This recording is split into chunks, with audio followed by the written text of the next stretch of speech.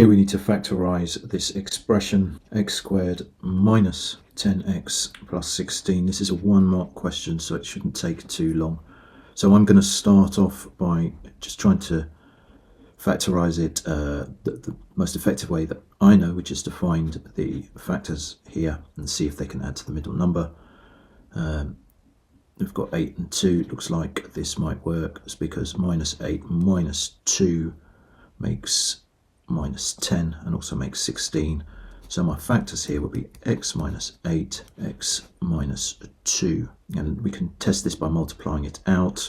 We would get x squared, then we've got minus 8x minus 2x, which is minus 10x, and we've got minus 8 times minus 2, which is plus 16.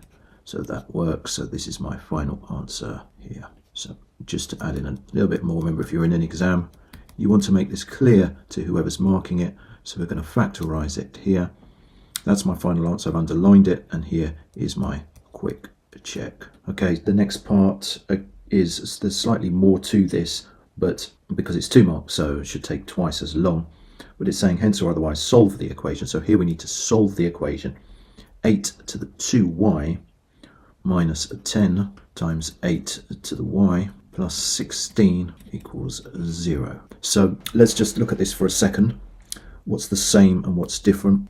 So my awareness here is what's the same and what's different about A and B, because I know from the question that A and B are related.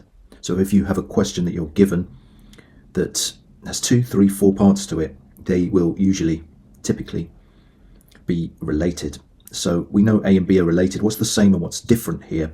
Well, I can see similarities between, okay, we've got the same C term, got the same constant here at the end. This 16 is the same. It looks like the coefficient of the coefficient of the x in this second term here, the b, if you like. So remember, I'm referring here to the general form ax squared plus bx plus c, general form of a quadratic. So what's the same and what's different? Well, the b term is also the same. And actually, there's something very similar, I would say, in this ax squared term, the first term here. There's something very similar as well. I can see from this b term here that the x actually is the same as 8y. So I'm going to say this for a minute. I'm going to say, what if x was 8y? I think you can see, or we can see here, that then that makes my ax squared term the same. Because if x is 8y, and I substitute that, let's call this equation 1. If I substitute that if I substitute into 1, I would get x squared, which is 8y, 8 to the y, I should say. Yeah, x is 8 to the y.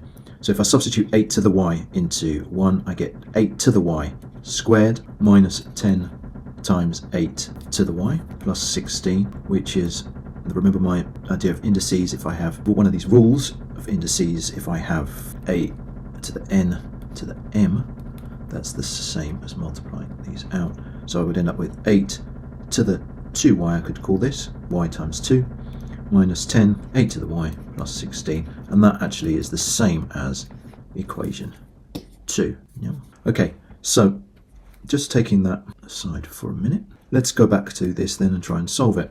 So we want to make it equal to 0. So I've said first of all that x equals 8 to the y. So let's put that here. So therefore we get x squared minus 10x plus 16 equals 0. Yep. I've said let 8y equal x, 8 to the power of y equal x. If 8 to the power of y equals x, then equation 2, rearranging, will give this here. And if I solve that, well, I know from, here's the connection to a, I can solve that quite easily because I know that factorises, which is what I've already done. So I know x equals 8 or x equals 2.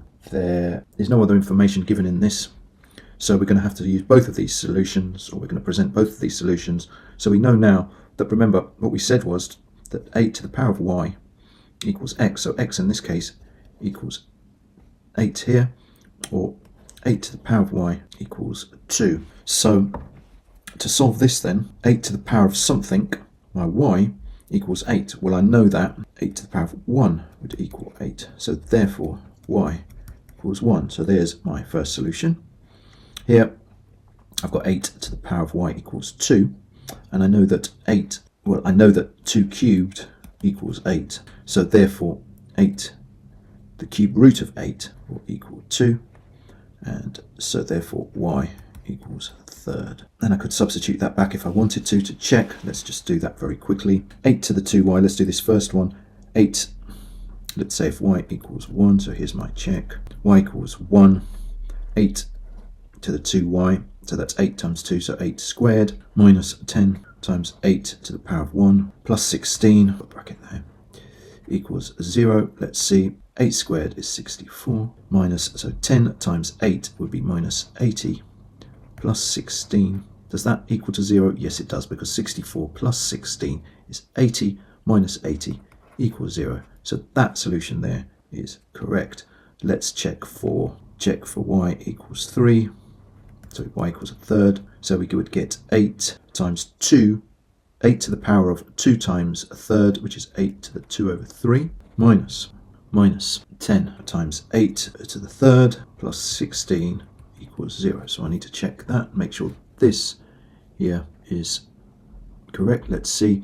8 to the 2 thirds, so that's the cube root of 8 squared, and we know the cube root of 8 is 2, so 8 to the 2 thirds is the same as 8 to the third squared, and 8 to the third is the cube root of 8, so that would be 2 squared, which equals 4. So my first term here is 4. 8 to the third we said was, so 4 minus 10 to 8 to the third, and 8 to the third equals the cube root of 8, which is 2. So I'd have 10 times 2 plus 16 equals 0. Is that true? Let's see. 4 minus 20 plus 16 equals 0, and that is true as well. So both of these my solutions.